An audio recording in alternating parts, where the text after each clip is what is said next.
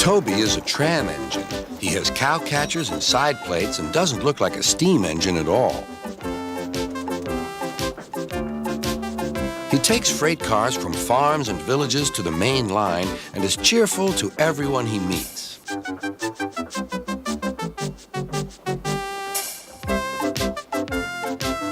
He has a coach called Henrietta who has seen better days.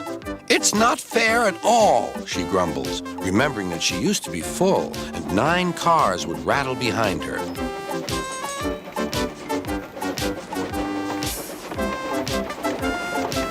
Now there are only 3 or 4, for the farms and factories send their goods mostly by truck.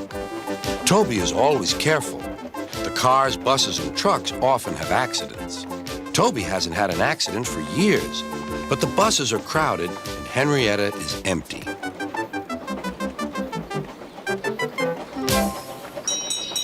A lady and a stout gentleman stood on Toby's platform. He was, of course, Sir Topham Hatt, but Toby didn't know this yet. "Come on, grandfather," cried the children. "Do look at this engine." "That's a tram engine, Stephen," said Sir Topham Hatt. "Is it electric?" asked Bridget. "Whoosh!" hissed Toby. "Shh," said her brother. "You've offended him." "But trams are electric, aren't they?" "They are mostly, but this is a steam tram." "May we go in it, grandfather, please?" "Stop," said Sir Topham Hatt to the conductor. They all scrambled into Henrietta. "Hip, hip, hooray!" chanted Henrietta. But Toby didn't sing. "Electric indeed, electric indeed," he snorted. He was proud of being a steam train. "What is your name?" asked Sir Topham Hatt. "Toby, sir." "Thank you, Toby, for a very nice ride." "Thank you, sir," said Toby. He felt better now. This gentleman, he thought, is a gentleman who knows how to speak to engines.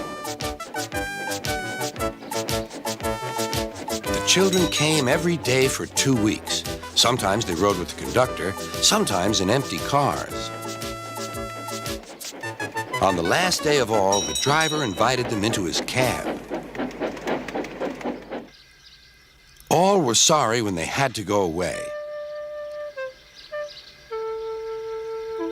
And Sir Topham Hatt and his family thanked everyone. "Come again soon," replied Toby. We will," called the children. And they waved till Toby was out of sight. The months passed. Toby had few cars and fewer passengers. "Our last day, Toby," said his driver one morning. "The manager says we must close tomorrow."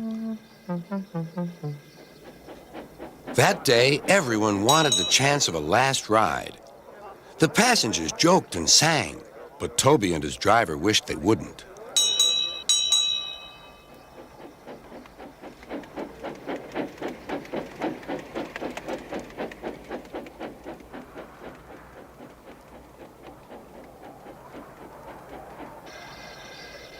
"Goodbye, Toby," said the passengers afterwards. "We're sorry your line is closing down."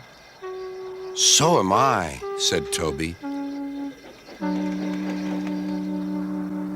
Nobody wants me, Toby thought, and went unhappily to sleep. Next morning, the shed was flung open, and old Toby woke with a start to see his driver waving a piece of paper at him. "Wake up, Toby," he shouted excitedly. "The mail has just arrived, and there is a letter for us from the stout gentleman. Maybe it's good news."